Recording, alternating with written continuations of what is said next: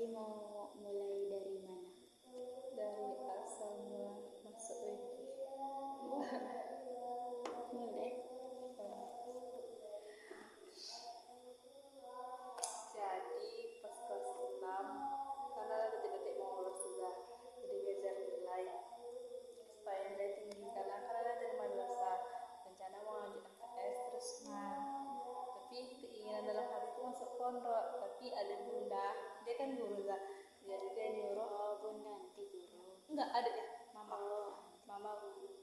Terus mama nyuruh coba aja dulu masuk MTS, itu coba lah lulus karena bagian prestasi itu dikit dah, cuman yang nggak perlu dari 8 besar dari kelas 4 masuk aja tes dikit orang ya dah, enak tes di MTS 3 tuh dikit orang ya, karena kan jalur prestasi cuma dikit orang tes gini tuh gak nyaman. Ada salah satu guru Miza masih melekat sakitnya, sakit kali, padahal bapak dah, padahal bapak udah pada laki-laki itu udah selesai tuh, kayak nanya kayak mana gitulah ya, deh kayaknya pas pengumuman malam-malam gak lulus tuh. Anda biasa aja karena Anda memang gak mau masuk MTS kan, tapi kawan-kawan banyak masuk MTS.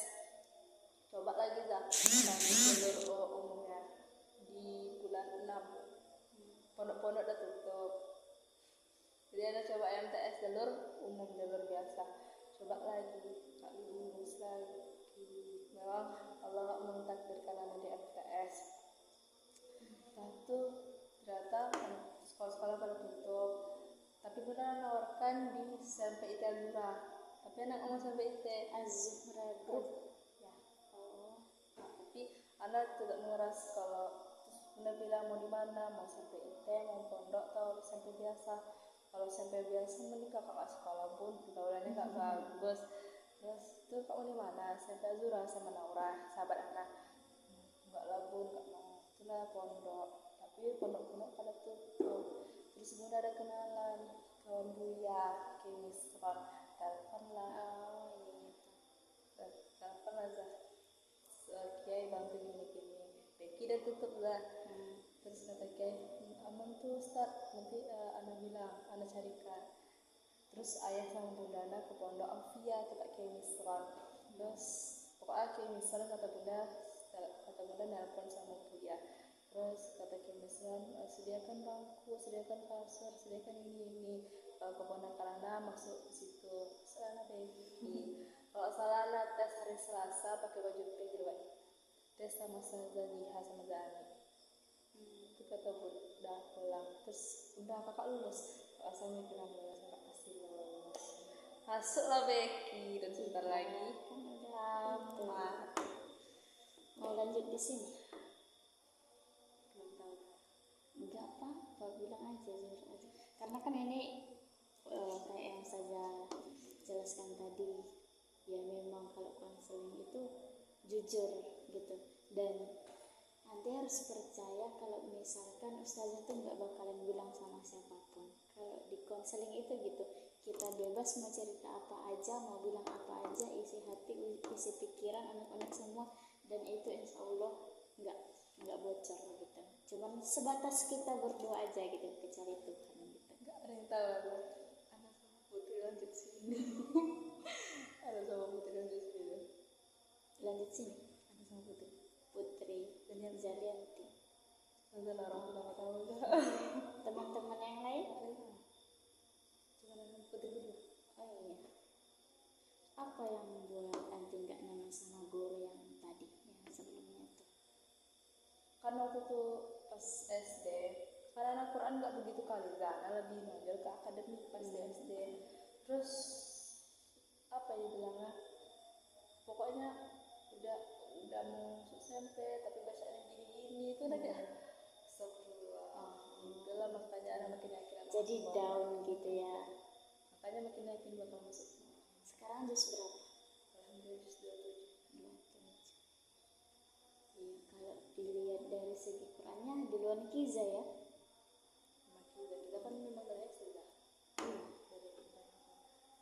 Memang lebih nampak kayak akademik, tapi sama-sama bagus kok duanya. Kenapa bisa pengen lanjut sini?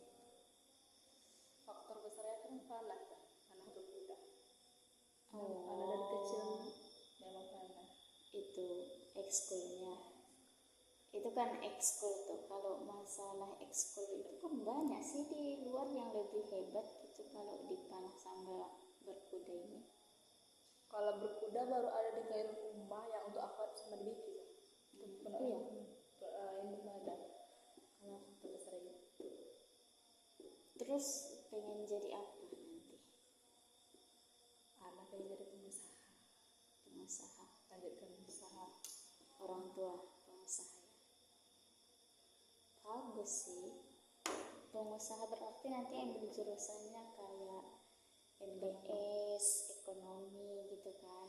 Ya yang syariah gitu kan. Karena ya nanti juga dari pesantren gitu kan biar sejalan gitu. Sejalan sama Al-Qur'annya, sejalan sama itu apa namanya sama hadisnya gitu kan, karena banyak pengusaha yang dia pengusaha yang curang, ilegal gitu kan.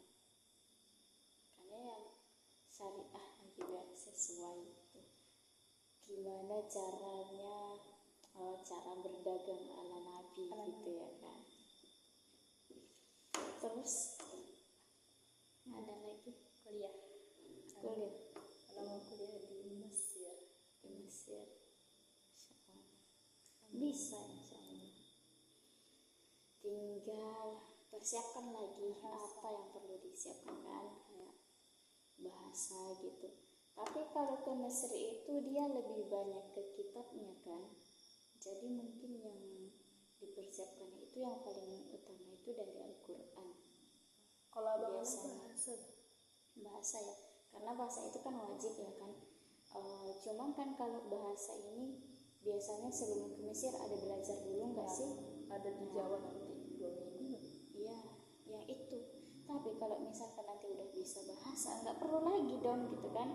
Apalagi udah bisa baca kitab, Al-Qur'annya udah ada, sama bahasanya juga udah ada. Berarti basic-basicnya, syarat-syaratnya udah ada. Nggak perlu nanti buang-buang waktu lagi gitu kan. Ke Jawa 6 bulan, 5 bulan, nggak perlu lagi. Terus kata Becky bakal adain beasiswa ke luar negeri. Salah satunya di Dari Becky yang beasiswain, ya betul. Itu saja mau nengok UTT pas 6 besok. Bakal ada atau enggak? iya, lihat aja dulu. Semoga gitu ya kan. Insya Allah ya lebih baik gitulah. Udah tahu mau berkarir kemana kan gitu. Berarti tujuan nanti udah tahu gitu, udah pas, udah tepat kan. Insya Allah. Udah tersendiri. Karena kan kebanyakan yang Ustazah tanya dari teman-teman nanti tuh, kalau ditanya kamu pengennya jadi apa gitu, atau kamu cita-citanya jadi apa, mereka masih banyak yang bingung gitu kan, nggak tahu gitu. Malahan banyak lagi yang bilang dari kelas 3 semalam, alumni yang semalam itu banyak yang mereka bilang ke Ustazah, Ana nggak mau lanjut lagi lah Zah, Ana nggak mau kuliah, Ana nggak mau ribet katanya. Jadi itu pikiran yang pendek bisa dibilang ya, kalau mindsetnya itu perlu diperbaiki gitu. Karena dia beranggapan kayak yang orang umum sekarang itu anggap kalau perempuan itu cuman ke dapur. Nah, Itu yang nggak tadi suka. Itu yang saya nggak suka. Ngapain sekolah jauh-jauh? Kan nanti bakal balik ke dapur. Padahal untuk masuk ke dapur itu juga ilmunya harus tinggi ya kan gitu. Karena kan kita bukan ngurus dapur sih, Kita nyewa orang ngurus dapur.